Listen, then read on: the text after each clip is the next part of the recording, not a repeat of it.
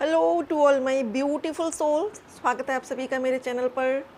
और आज मैं लेकर आई हूँ कार्ड्स रीडिंग। ये जनरल रीडिंग है डियर फ्रेंड्स, टाइमलेस रीडिंग है और जेंडर फ्री रीडिंग है, तो मेल फीमेल सभी देख सकते हैं। और टाइमलेस है तो आप जब भी देखेंगे आपसे रेजोनेट करेगी। और इस रीडिंग का टॉपिक है आपके पर्सन और थर्ड पार्टी के बीच में अभी क्या चल रहा है। क्या दोनों के बीच में हो रहा है, फाइट हो रही है, या फिर दोनों के बीच में सुलह है, दोनों आराम से लाइफ स्पेंड कर रहे हैं। क्या चल रहा है आपके पर्सन और थर्ड पार्टी के बीच में।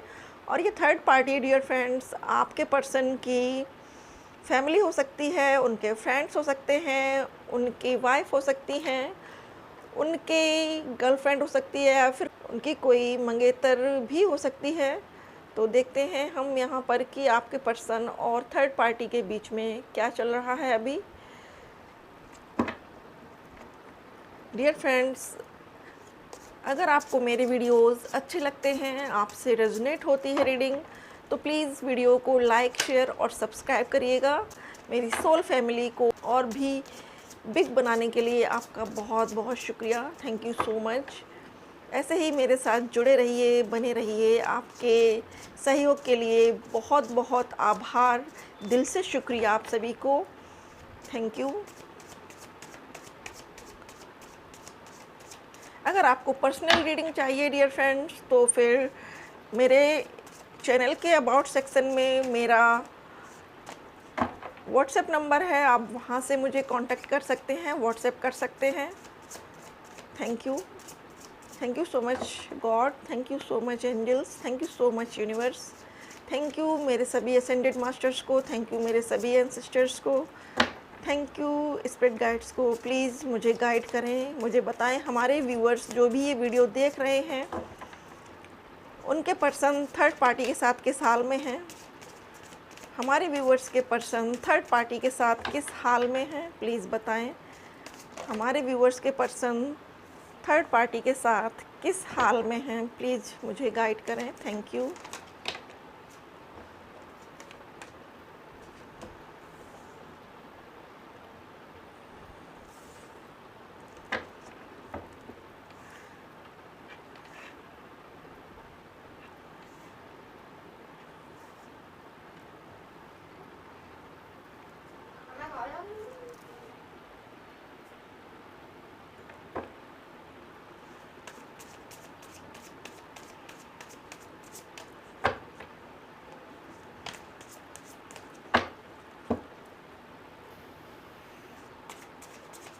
One more card, please.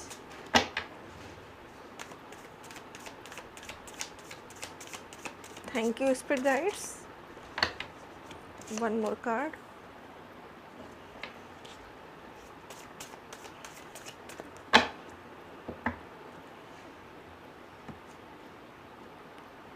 Bottom of deck, Six of Wands.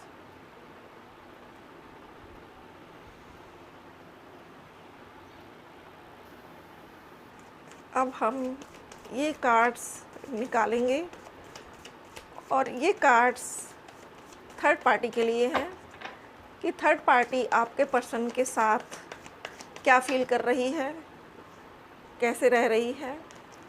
Please angels मुझे गाइड करें। हमारे जो भी व्यूअर्स हैं उनके पर्सन की जो थर्ड पार्टी है वो उनके साथ किस तरीके से रह रही है, प्लीज़ गाइड करें।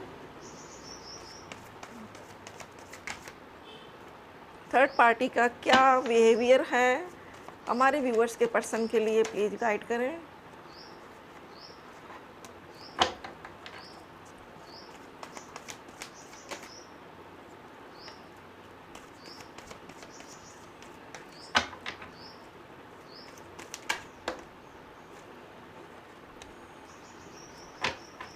थर्ड पार्टी का क्या बिहेवियर है हमारे व्यूअर्स के पर्सन के लिए, प्लीज़ गाइड करें, thank you. Bottom of deck, the माइजर। तो फ्रेंड्स, सबसे पहले शुरू करते हैं रीडिंग आपके पर्सन की एनर्जी से कि वो थर्ड पार्टी के साथ हैं तो क्या फील कर रहे हैं। सबसे पहला कार्ड है हमारा 9 ऑफ स्वॉर्ड्स। तो फ्रेंड्स, आपके पर्सन की रातों की नींद उड़ी हुई है, बहुत दर्द में है, परेशानियों में है। हो सकता है कि जो थर्ड पार्टी है उसके साथ उनकी आर्ग्यूमेंट होती हो, और ये आर्ग्यूमेंट इस लेवल पर बढ़ जाती है कि आपके पर्सन को रोने पर मजबूर होना पड़ता है, या फिर आपके पर्सन रोने लगते हैं। आपके पर्सन मेल भी हो सकते हैं फ्रेंड्स, फीमेल भी हो सकती हैं। तो थर्ड पार्टी जब उनसे आर्ग्यूमेंट करती है किसी भी बात को लेकर, और मोस्ट ऑफ़ यहाँ जब भी आर्ग्यूमेंट होता है उस थर्ड पार्टी का, तो आपके पीछे होता है। देखिए यहाँ पर आपको एक बर्ड दिख रही है जिसकी सिर्फ सोल है, यहाँ पर बर्ड पूरी नहीं है।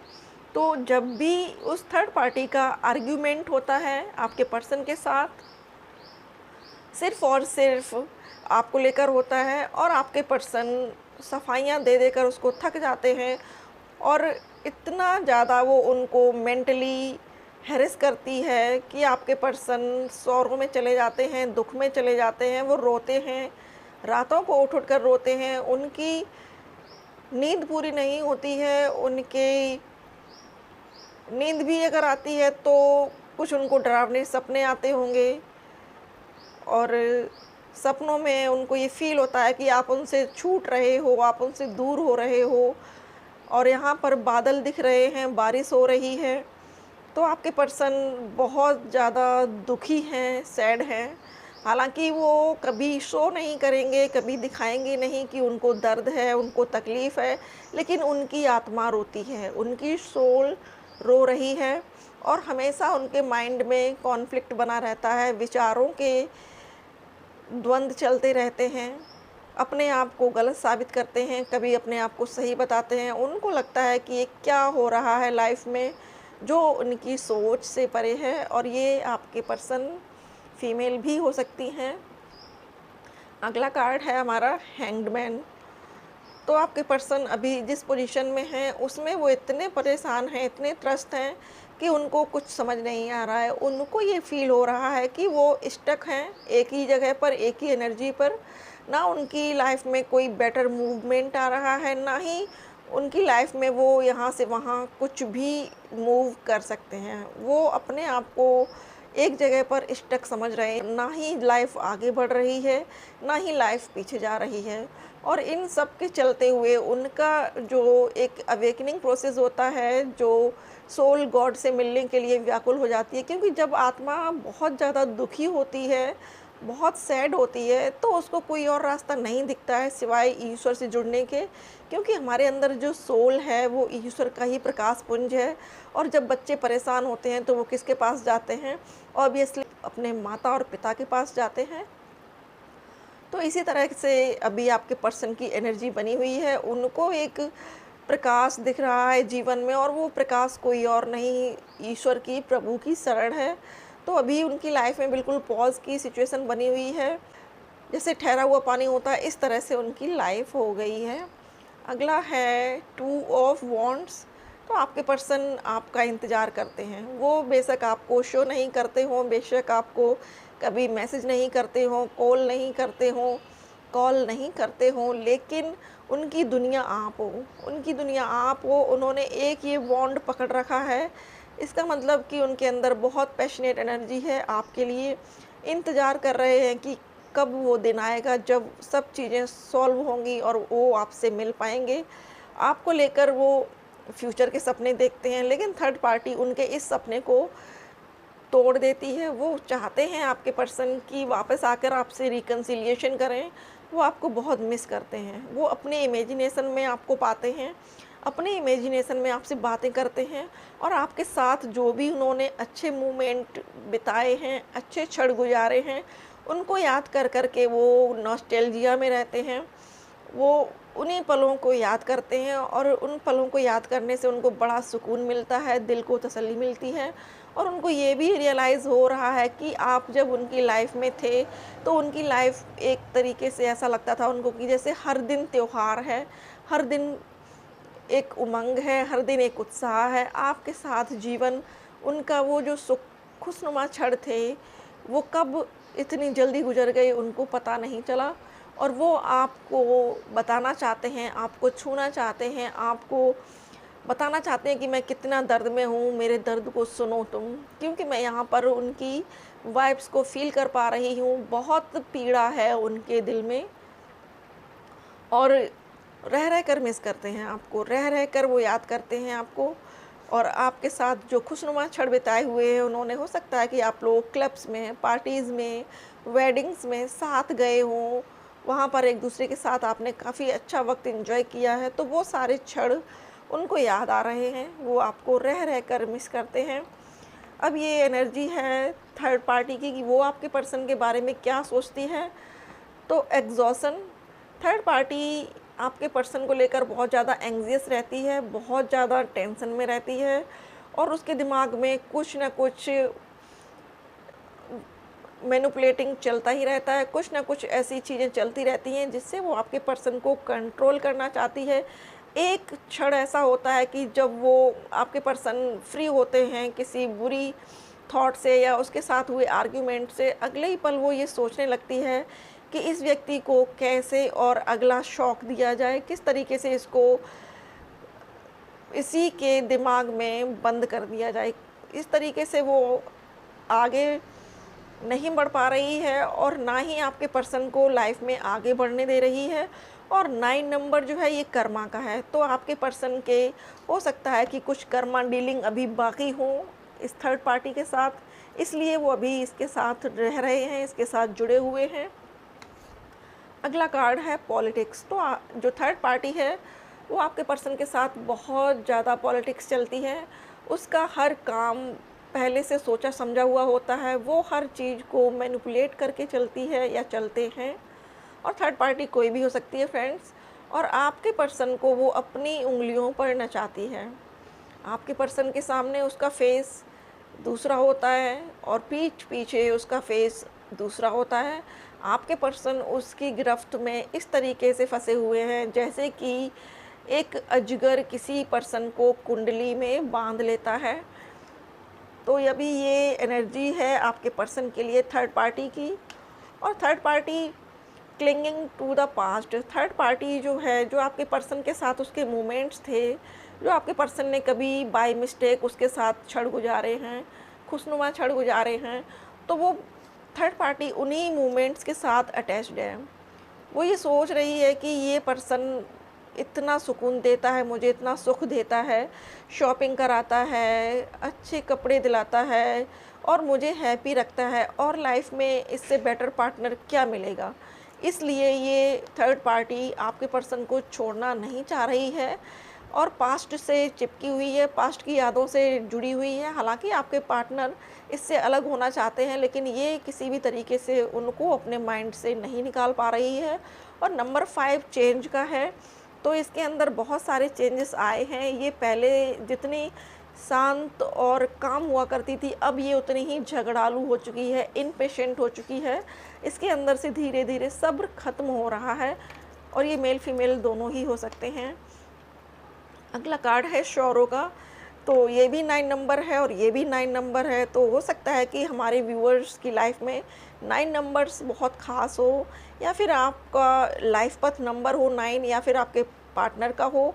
और आप लोगों की जो कर्मा डीलिंग है आपके पार्टनर की, और आपके पार्टनर की जो थर्ड पार्टी है उसकी अभी कर्मा डीलिंग बाकी है, इसीलिए पहले और आखिरी दोनों ही में 9 नंबर आया हुआ है।